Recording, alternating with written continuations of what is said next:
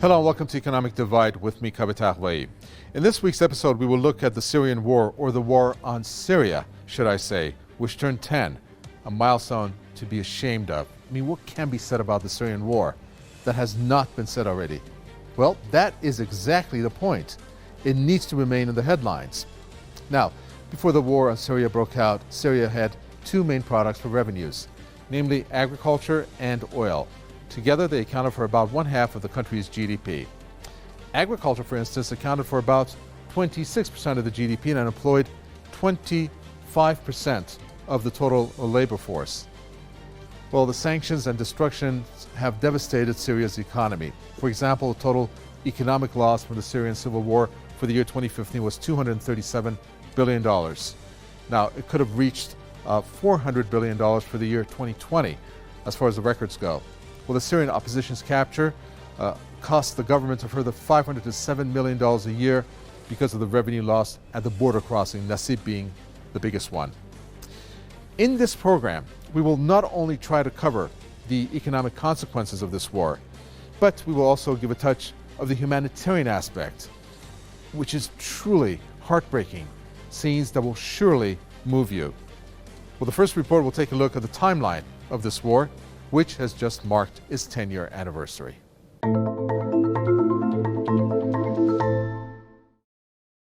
The Syrian tragedy will go down as one of the darkest chapters in recent history. The Syrian people are among the greatest victims of this century.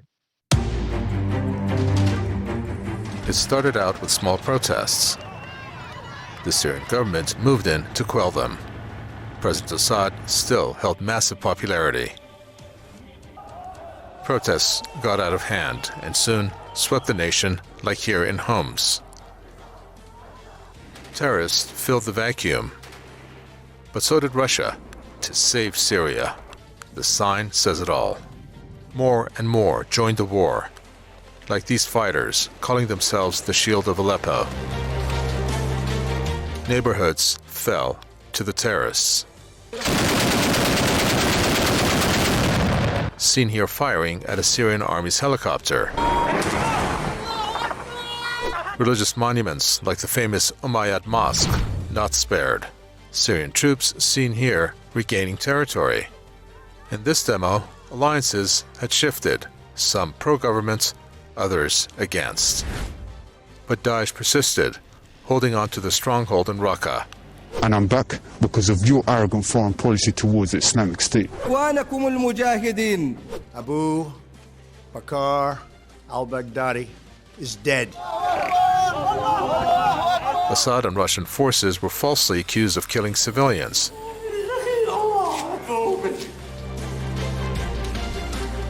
Yet the US and its allies were fueling the war. The cry of pain.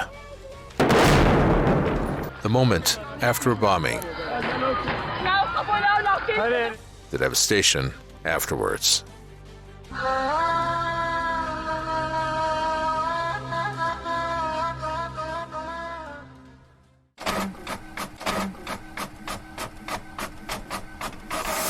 Joining me in the studio is Amar Waqaf. He is the founder and director of Gnosos. His Twitter address, @the Gnosos View. It's an organization expressing stakeholder opinion in Syria and the Middle East. Now, he's been a major contributor to the war in Syria, and he has appeared on numerous media outlets to give a realistic view on what is happening in that country. Amar Waqaf, welcome to the program. Taking a look at what has happened, this 10-year anniversary of this war, it's beyond imagination, the devastation that this country has experienced. And it's going to be futile for me to have you engage in what has occurred, but I'd rather have you look at how things can be fixed, that is. I mean, Syria and Syrians, the path forward, how do you think that is achievable, do you think? Well, I tell you what, being a Syrian citizen and understanding things on the ground, the first key issue that should take place is that Syrians agreeing that the objective of throwing out the government is not going to be realized.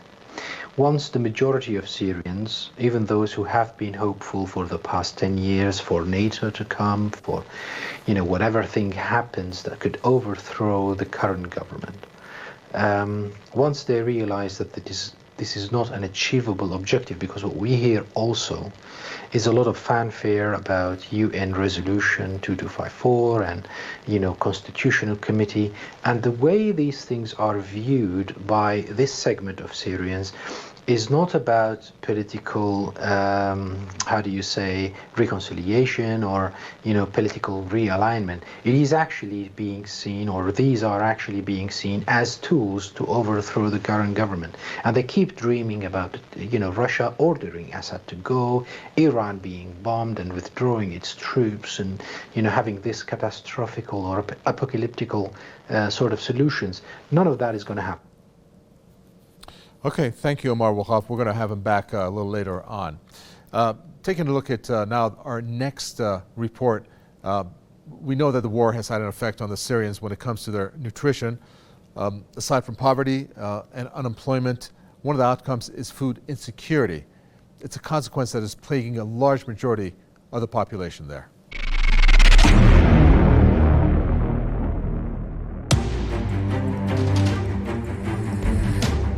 After a decade of conflict and displacement, Syrians are facing the worst humanitarian conditions. Millions have slid into hunger in the last year alone. But that's not all. The collapse of the Syrian pound, its impact on the price of basic commodities, the fallout from the financial crisis in Lebanon, as well as large-scale displacements, all to have further exacerbated the situation. COVID-19 pandemic has made that situation worse. Some 4.5 million have sunk into hunger and food insecurity. نزل المبيع تقريبا يعني في النص تقريبا. اختلاف الأسعار اختلف معنا الشغل خير الله للنص تقريبا. يعني صارت العالم مثل ما بقول بالحباية كمان بعض أحيانا. بالحباية بعض أحيانا. The findings are shocking. A record 12.4 million Syrians, nearly 60% of the population, suffer from food insecurity and hunger today, double the number in the year 2018. You have COVID, you have loss of the value of the currency itself, and then you have mass displacement. So when you put all of these things together, there is no surprise that we are seeing rising food insecurity, rising hunger, not only in the breadth, meaning lots and lots of people, but also in the depth. The number of people who cannot survive without food assistance has doubled in 1 year, reaching 1.3 million people. Food prices have increased by more than 200% just in the last year. Some Syrians have not eaten meat and fruit for months due to the high prices. يوم بالأيام نزلت عنا هذا قذيفة. قبل الأولاد ارتعب، أنا كنت ساكنة بمنيان. ارتعب، حاسة بوقتنا اجيته تفاجأت، اجيته جلطة على القلب لأبوهم. قضينا ما حدا قضاه. لحمة من عيد الكبير ما فات لعندي لحمة. بنزل أنا بتفرج على السوق، بتفرج على الخضرة، بتفرج بلاقي أسعار ماكنة.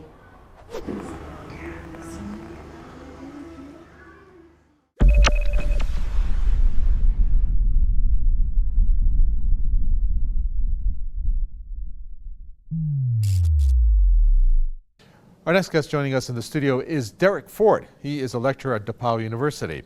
Now, according to his bio, his research and teachings are situated what he calls the nexus of educational theory and contemporary politics. Derek, welcome. Russia, Iran, and Turkey have keen interest in a united Syria to prosper. But U.S. allies like Saudi Arabia, like Israel, well, they are destabilizing Syria. They're preventing economic advancement in that country. Israel bombing Syria routinely. Shouldn't this be addressed in order to eliminate this catastrophic economic devastation taking place there? Because no one is going to invest in a country that is being bombed or that is fueled with instability. Yeah, absolutely. And, President Joe Biden, in one of his first acts, even before he addressed the needs of the people in the United States, was to bomb Syria yet again and to claim self-defense, as if, the U.S. has any right to claim self-defense in Syria where they haven't been invited by the government, and they're there as an illegal occupying army, right? An illegal occupying force. And so they obviously give the green light to Israel for those bomb droppings. And I think that that's one of the main obstacles. That, the war has to end, right? There has to come to an end. It has to come to an end. It's been going on too long. There's been way too much suffering. And the objectives that the U.S. and its allies set out to achieve haven't been attained, and they are, in fact, unattainable. Well, what about these sanctions, such as the Caesar Act? That was like the final blow by the previous U.S. President Donald Trump before he left office. Not only do these sanctions, like the Caesar Act, worsen the existing humanitarian crisis there, well, it has deprived the Syrian people of their chance to rebuild their lives through their infrastructure rebuilding. I mean, is that the U.S. aim? Yeah, that's definitely the case. And, a Lancet medical journal article from July of last year, I believe, noted the sanctions' immense impact on Syria recovering from COVID-19. And so I think the fact that, the blockades, the sanctions are aimed really at that tells you what they're really about, for one, the sanctions are for government-controlled areas, right, which is just legitimate Syrian territory, where 70% of the people live. And so they've cost, hundreds of billions of dollars. There's sort of runaway inflation. It's annual, it's at the highest annual inflation rate ever, just because there's a scarcity of goods, scarcity of jobs, and so on and so forth. And so obviously it's part of the war, right? It's not it's a tactic in the war to try, despite 10 years of resistance and really victory, to overthrow the Syrian government. Very well, thank you for that. We appreciate it. Derek Ford, lecturer at DePaul University, with his comments there. Okay, we're about to take a short break here on Economic Divide, but don't go anywhere as we have plenty more coming up after these short messages, so stay right where you are.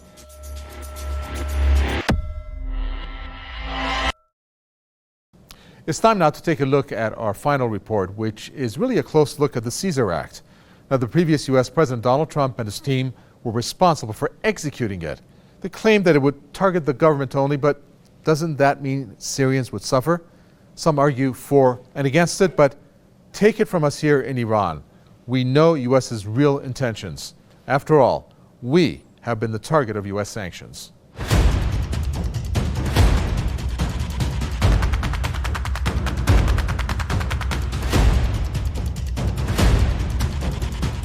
Today, we begin a sustained campaign of sanctions against the Assad regime under the Caesar Act, named after the brave photographer who 6 years ago brought the world documented proof of the Assad regime's brutality against fellow Syrians. These targeted designations seek to deny the regime revenue and support that it uses to wage war and to commit mass atrocities against the Syrian people. الآن قانون قيصر اللي بيعمل هذا الحصار الشديد على الدولة وعلى الشعب في سوريا، هذا القانون هو آخر الأسلحة الأمريكية. Несмотря на это и на призыв Генсекретаря ООН к смягчению санкционного давления в условиях пандемии, и в Вашингтоне, и в Брюсселе принято решение продлить рестрикции против Дамаска.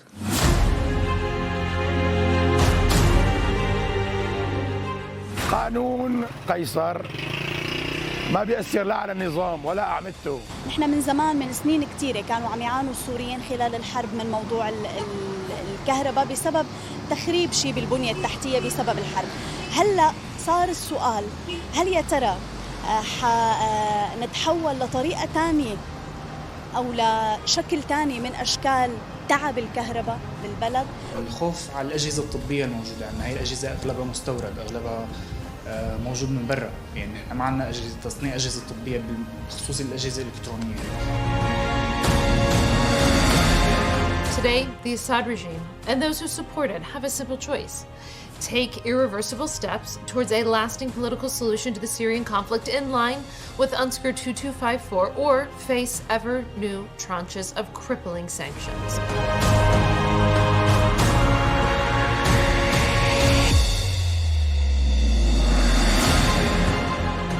الشركات اللي هلا موجوده وجايه تعرض معظمها شركات جايه مشان مرحلة إعادة الأعمار، وأكيد هدفها مش هو إذا من يعني إجمالا يعني هدفها مش هو البيع للأفراد أو للتسويق بالأسواق، هي جاية لكرمال العمل والتعاون مع مشاريع الدولة والوزارات. بازار سوریه در حال حاضر با توجه به اتفاقات تلخ گذشته که وجود داشته درش میتونه یک فضای مناسبی برای بازار مسکن و مشتقات وابسته به مسکن باشه.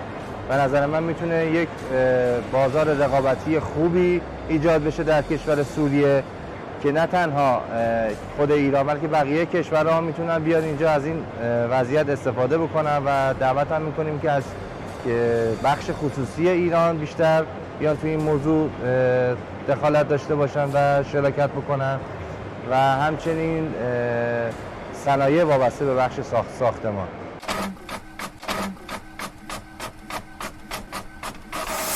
Time to bring back Amar Waqaf, founder and director of Gnosos, with the Twitter hashtag @thegnososview, an organization that expresses stakeholder opinion in Syria and the Middle East. Okay, Amar, welcome back. There never has been really an effort to bring down a government like in the case of Syria. So many foreign players, the U.S., Israel, Saudi Arabia, for example. What are the U.S. aims in this country? I mean, why has it spent all this energy on this war when it could have spent that energy maybe on finding a political solution, or better yet, to push an economic solution to heal the nation so that it can move forward? Well, basically, the U.S. aim has been, since the very start of this crisis, is to effect and gain geopolitical influence in Syria. With the current Syrian government, the way it is aligned, either with Iran or Russia or whatever, basically anti-Israeli interest in the region, that was not going to happen. So the only way to do it is to bring it down.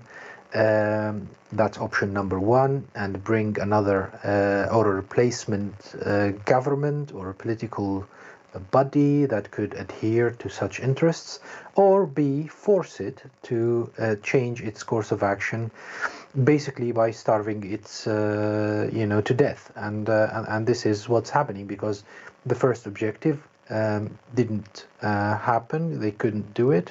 There were enough Syrians whose interests really laid in keeping the government on its feet. They sent their children to military.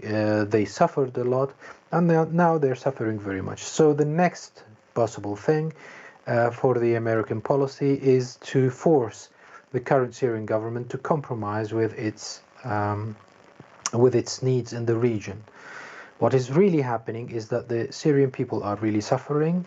We need to understand also that the United States isn't only effecting sanctions that are suffocating Syria, they are also preventing Syrian people from benefiting from their own resources like wheat, water, electricity from the Euphrates, and most significantly oil. And now when Syrians need to import oil, their tankers are being targeted and everything. So all in all, there is a double action to suffocate the Syrian state, and this, my opinion, inadvertently is actually pushing Syria more towards the strengthening the alliance with Iran and Russia. All right, and very China, well. of course. Great, thank you so much for that. We appreciate Amar Waqaf, founder and director of Gnosos, there with his comments. Right now it's time to take a look at one of the worst affected and perhaps the most traumatized segments of the Syrian society, namely children. Hundreds and thousands of them have lost their parents to this war. One shocking figure, nearly 5 million children were born inside Syria over the past 10 years. But the following faces tell a story of pain and wounded hearts. شو اسمك عمو؟ وين أبوك؟ وين مات؟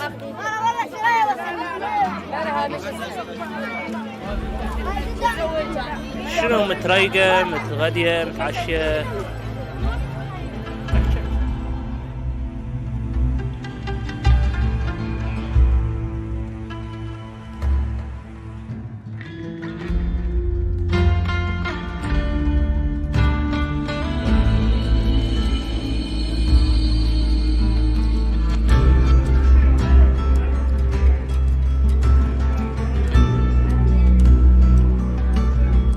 In our in-depth section, we are going to take a look at Syria's war, but in numbers. We figured that's the best thing to do. 10 years of war, upending the lives of millions of Syrians, a natural outcome of this war. The economy, as a result, it has pummeled. And along with that, key infrastructure, it has been ravaged. Here are some of the numbers. First, the human cost, 450,000 dead. In terms of the people who have fled this war, 4.5 million. And the people who are missing, it is recorded to be roughly around 200,000 people. Next comes one of the darkest chapters of this war, instances of chemical weapons usage. 38 have been recorded, and in one attack only 1,400 were killed. The world blaming Assad, but it turned out that the terrorists had actually staged many of those attacks, if not all. Now the economy, ravaged to the tune of $1.2 trillion over the course of 10 years. $91.5 billion lost revenue from hydrocarbons, and 98% the devaluation of the Syrian pound to the dollar on the black market. In terms of food prices, 33 times higher across the country. Taking a look at the children who are facing hunger, 60% of the population of children. And in terms of poverty, you're looking at 2 million people. Now, our final look at the numbers comes to infrastructure. Energy grids in that country, 70% are out of order. Hospitals, only 58% are functional. And when it comes to schools, in terms of operational capability of them, 33% are in ruins, which leaves roughly about 67% that are working.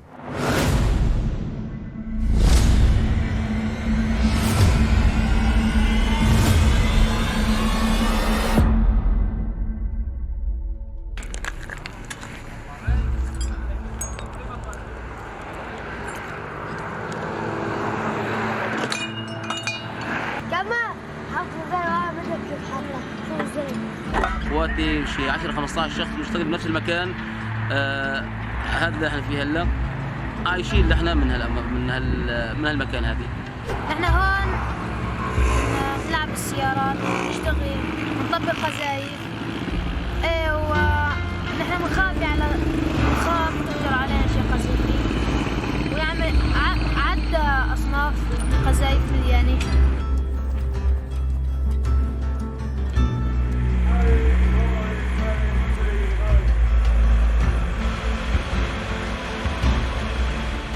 زحون ضيعنا جينا هون تجم من الساعة 6 نطلع نروح كل يوم. أحيانا توقف لنا سيارة أحيانا لا. نروح كل يوم مشي. نروح نوصل إلى شقنا نشتغل نجي من الصبح أذان المغرب نجي نحج. نجي من هون نواصل من فتراتنا وننام.